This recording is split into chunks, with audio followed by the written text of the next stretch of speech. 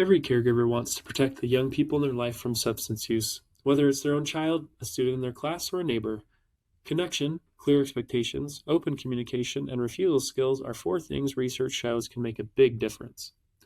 Let's talk about some tips you can start using today. Welcome to this month's Heart Bunch video, brought to you by Utah State University Extension's Heart Initiative. Tip 1. Connection. Young people who feel genuinely connected to caring adults in their lives are less likely to use substances, and connection isn't something that just happens. It has to be consistent, real, and intentional. That means showing up regularly, taking interest in what they care about, and being present even when things feel awkward or one-sided. If a young person ever feels like connection is being used as a strategy to control them, they will pull away. The goal is a real relationship, not a tactic. A good starting point: think about something the young person in your life genuinely enjoys and ask how to support that better. Tip number 2, expectations and consequences.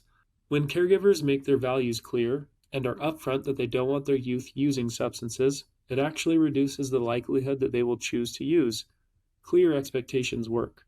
A few things to keep in mind when setting expectations and consequences. Keep them simple and easy to understand. Set them in advance, not in the middle of a crisis. Consider involving them in the conversation about consequences. That buy-in matters. And focus on honesty over punishment. Fear-based approaches tend to backfire. The goal is to help them make better decisions, not to scare them into compliance. Here's an example of a well-balanced expectation that's clear, supportive, and realistic. I expect you not to use substances. If something does happen, though, I will always come pick you up, no questions asked. But there will be a consequence, like losing driving privileges. Tip 3. Open communication. Open, regular communication between a caregiver and a young person is one of the most important protective factors against substance use. That means both people are heard, questions are asked with curiosity rather than judgment, and they feel safe coming to the adult when something goes wrong. If a person does come forward about using substances, their response matters enormously. Staying calm is key. Strong reactions often push them away rather than pulling them closer. Avoid jumping to punishment. Instead, ask open-ended questions like, why did you want to try it? How did you feel? What risks did you take? Those questions open a door rather than closing one. Active listening plays a big role here too. That means making eye contact, keeping an open posture, and actually reflecting back what they are saying, not just waiting for a turn to talk or interrupting them. Start building communication habits early, and if it hasn't started yet, it's never too late to begin. Tip number 4, refusal skills. Even a young person with great values and a strong relationship with their caregiver will eventually face peer pressure. Refusal skills help youth navigate those moments before they happen, building the self-awareness and confidence to act on what they actually believe. Some of the most common situations where it's hard to say no are parties, older friends, boredom, curiosity, stress, or feeling alone. Caregivers can help by practicing refusal conversations at home.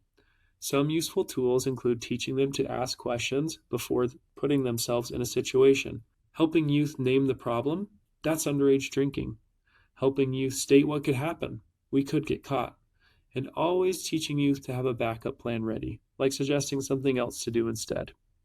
If a peer won't listen, young people need to feel confident enough to leave. That's a skill that can be practiced. Remind them that substance use is not the norm. Most youth are not using substances, even if it sometimes feels that way.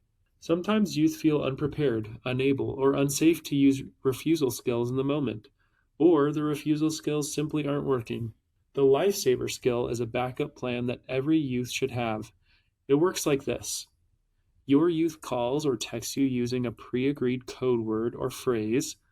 The code word signals that they need you to come get them. No questions asked, no explanation needed, no judgment. You simply come. The conversation can happen later, when everyone is calm and safe. Make a code word with your youth today so they have it ready if it is ever needed. These 4 things, connection, clear expectations, open communication, and refusal skills, are practical, research-backed, and within reach for parents and caregivers. None of them require a perfect relationship or a perfect conversation. They just require showing up and trying. The conversation might feel hard, but have it anyway. For additional resources on talking to teens about drugs and substance use, visit the Utah State University Extension lesson, Talking to Teens About Drugs and Substance Use. The link is in the description below. Thank you for watching our video. If you like this content and want to see more, please subscribe to our playlist and take a look at the resources below for more information. Thanks again, and we'll see you on the next Heart Bunch video.